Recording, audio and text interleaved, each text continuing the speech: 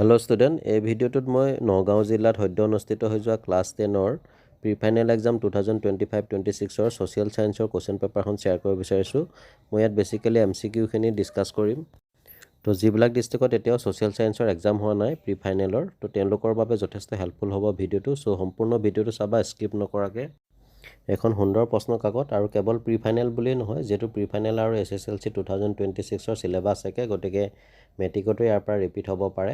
তো এনিৱে, তোমালোকৰ স্কুলতো যেতিয়া এক্সাম ষ্টাৰ্ট হ'ব প্ৰি ফাইনেলৰ, পাৰিলে কুৱেশ্যন পেপাৰবোৰ মোৰ হোৱাটছআপ নম্বৰত চেণ্ড কৰিবা। তো আহা তেতিয়াহ'লে আমি কুৱেশ্যন পেপাৰখন ডিছকাছ কৰোঁ। তো কুৱেশ্যন পেপাৰখনৰ ছেকশ্যন 8ত শাখা কত 45টা MCQ দিছে। তো 1 নম্বৰটোত দিছে পূৰ্ববংগ আৰু অসম প্ৰদেশৰ অন্তৰ্গত অঞ্চলসমূহ আছিল। ইয়াত শুদ্ধ অপশ্যনটো হৈছে option B, Chattogram, Dhaka, Rajshahi, Assam. Question number 2ত এখন আমাক ছবি দিছে। ছবিখন হৈছে বিখ্যাত বংগমাতাৰ ছবি, আৰু এতিয়া আমাক কুৱেশ্যন দিছে যে এই ছবিখন কোনে অংকন কৰিছিলে। এই ছবিখন অংকন কৰিছিলে option C, Abanindranath Tagore.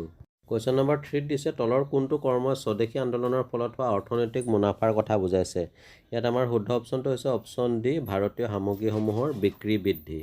Question number 4টোত দিছে কোনটো শ্লোগান সুভাষ চন্দ্ৰ বসু আৰু ভাৰতীয় সেনা বাহিনীৰ লগত ঘনিষ্ঠভাৱে জড়িত। এই ক্ষেত্ৰতহে বিখ্যাত শ্লোগানটো হৈছে অপশ্যন চি, মোক তেজ দিয়া মই তোমালোকক স্বাধীনতা দিম। Give me blood and I will give you freedom. Question number 5ত আমাক এটা আচাৰচন দিছে। প্ৰথমটো দিছে আচাৰচনটো দিছে চাইমন কমিশ্যন বিৰোধী আন্দোলনত লালা লাজপত ৰায় মৃত্যুবৰণ কৰিছিল। এই আচাৰচনটো ট্ৰু হয়, আৰু ইয়াৰ যিটো ৰিজনটো কাৰণটো দিছে, চাইমন বিৰোধী আন্দোলনটোৰ কাৰণ আছিল যে ব্ৰিটিছে চাইমন কমিশ্যনত এজনো ভাৰতীয় প্ৰতিনিধি অন্তৰ্ভুক্ত কৰা নাছিল। এই ৰিজনটো শুদ্ধ হয়, কিন্তু এইটো আচাৰচনৰ লগত কোনো লিংক নাই, গতিকে ইয়াত শুদ্ধ অপশ্যনটো হ'ব অপশ্যন চি, এ আৰু আৰ দুয়োটাই সত্য, কিন্তু আৰ এৰ শুদ্ধ ব্যাখ্যা নহয়। নেক্সট কুৱেশ্যনটো দিছে observe the following data and choose the correct answer, অৰ্থাৎ তলৰ তথ্যসমূহ লক্ষ্য কৰাৰ শুদ্ধ বিকল্পটো বাছি লোৱা।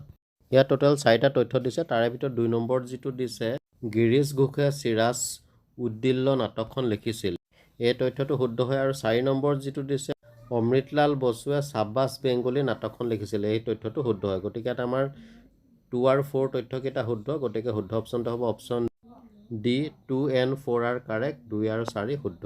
কুৱেশ্যন নম্বৰ 7ত এটা আচাৰচন এটা দাবী দিছে 1851 চনত কামৰূপ আৰু দৰঙৰ কোনো অঞ্চলত এনে অৱস্থাৰ সৃষ্টি হৈছিল যে মাক দেউতাকে পৰিয়ালৰ গহনা গাঁথৰিৰ উপৰি নিজৰ ল'ৰা ছোৱালীকো কেইমুঠিমান চাউলৰ বাবে বিক্ৰী কৰিবলৈ বাধ্য হৈছিল।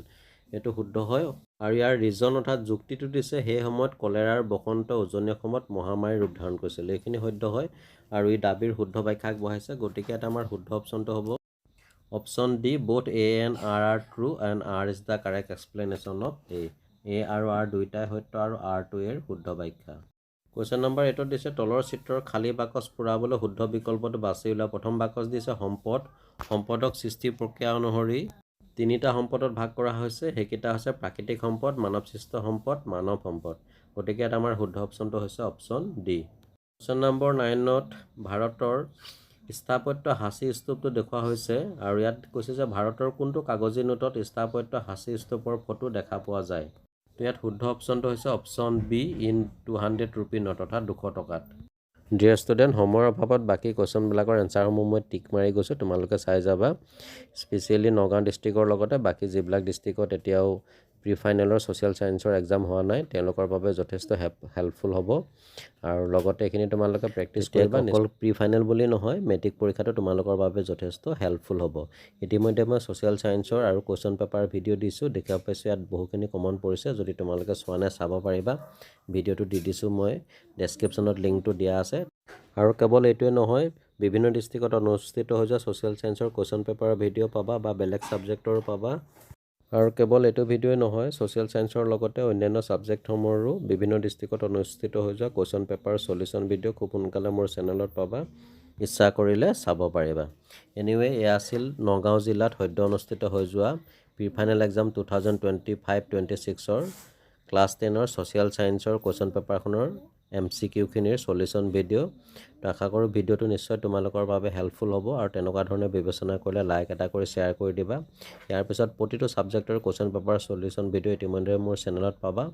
লগতে তোমালোকৰ মেট্ৰিক পৰীক্ষা নোহোৱালৈকে বিভিন্ন ছাবজেক্টৰ কমন MCQৰ লগতে কুৱেশ্যন এনচাৰ ভিডিঅ' মই আপলোড কৰিম তো চাই থাকিবা RB লাৰ্ণ কাম এণ্টাৰটেইনমেণ্ট আৰু কোনোবা যদি নতুনকৈ আহিছে চেনেলটো ছাবস্ক্ৰাইব কৰি ন'টিফিকেশ্যনটো অন কৰি ৰাখিবা যাতে এনেকুৱা ধৰণৰ ভিডিঅ'সমূহ ডাইৰেক্ট লাভ কৰা তো আন এটা ভিডিঅ'ত পুনৰ লগ পাম আজিলৈ আহোঁ ধন্যবাদ